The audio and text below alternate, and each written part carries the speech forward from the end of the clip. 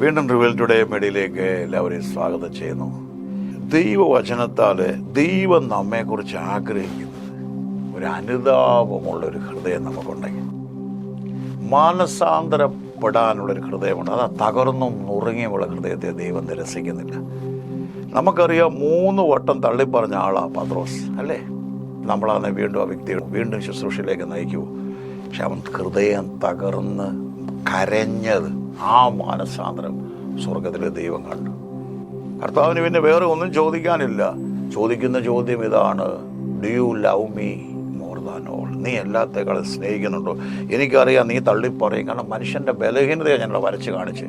നിന്റെ ഹൃദയം എനിക്കറിയാം. പക്ഷേ മാനസാന്തരപ്പെടാൻ തയ്യാറായാൽ, ദൈവമക്കളെ നിങ്ങൾ ശ്രദ്ധിക്കണം, അതേസമയം യൂദാ മാനസാന്തരപ്പെട്ടില്ല.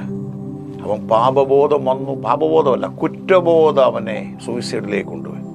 കുറ്റബോധം പിശാചിയെന്ന മറന്നുപോയില്ലേ? ഗിൽറ്റി കോൺഷ്യസ്, അതായത് കൺവിക്ഷൻ ദൈവത്തിൽ നിന്നുള്ള.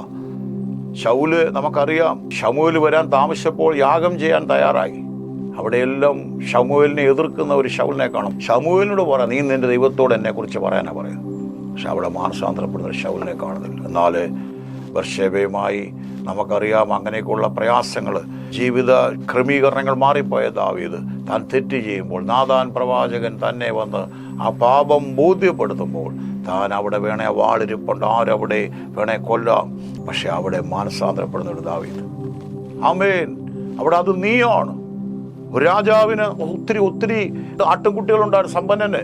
പക്ഷെ ദരിദ്രന്റെ കുഞ്ഞാടിനെ എടുത്തു എന്ന് പറയുമ്പോൾ, തീർച്ചയായിട്ടും അതാരവൻ കൊല്ലപ്പെടണമെന്ന് പറയുമ്പോൾ, നീയാണെന്ന് പറയുമ്പോൾ നെടുമ്പാട് വീണ് കരയാൻ അനുദപിച്ച ഒരു ദാവീദ്. അതുകൊണ്ട് ദൈവസന്നിധിയിൽ എപ്പോഴും നാം തകരാൻ നാം ഏൽപ്പിച്ച മുടിനായ പുത്രൻ്റെ കഥ നമുക്കറിയാം. സ്വർഗത്തോട് നിന്നോട് ഞാൻ പാപം ചെയ്തു, ആ വാക്കാണ്. ഇനിയും മകനെന്ന് വിളിക്കപ്പെടാൻ യോഗ്യനല്ലെന്ന് പറഞ്ഞു വരുന്നവനെ, ആ മകനെന്ന് വിളിക്കപ്പെടാൻ ആ ഭാഗം അപ്പം പറയാൻ സമ്മതിച്ചില്ല. അതിനു മുമ്പ് അവനെ പൊന്മോതിരം, വസ്ത്രം, ചെരുപ്പ്, വീണ്ടും എന്തെല്ലാം അവൻ കൊണ്ടുപോയതിന് ഇരട്ടി അനുഗ്രഹത്തോട്, അധികാരത്തോടെ അവനെ ഭവനത്തിലേക്ക് അയറ്റുകയാണ്. അതുകൊണ്ട് ജീവിതത്തിൽ മറന്നു പോകല്ലേ. ഇത് ഞാൻ കൺക്ലൂഡ് ചെയ്യുകയാണ്. മാനസാന്തരം അത്ഭുതങ്ങളിലേക്ക് നമ്മൾ ഏത് അവസ്ഥയിൽ തെറ്റുപറ്റിപ്പോയി, കുടുംബജീവിതങ്ങളിൽ പോലും പരസ്പരം തെറ്റുപറ്റിപ്പോയെന്ന് പറഞ്ഞാൽ അവിടെ നമ്മെ സ്നേഹിക്കുന്ന കരുന്നൊരു ദൈവമുണ്ട്. ഇത് അനുഗ്രഹമാണെങ്കിൽ ഷെയർ ചെയ്യാൻ മറക്കല്ല. ദൈവം അനുഗ്രഹിക്കട്ടെ.